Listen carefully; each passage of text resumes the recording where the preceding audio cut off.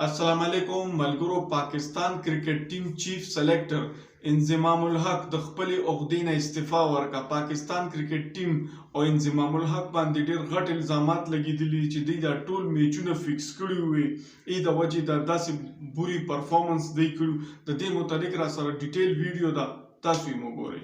अस्सलामुअलैकुम and good evening. मैं हूं मेहर बुखारी। वर्ल्ड कप में कौमी क्रिकेट टीम की पै दर पै शिकस्तों के बाद उठते सवालात ने चीफ सिलेक्टर को इस्तीफा देने पर मजबूर कर दिया है।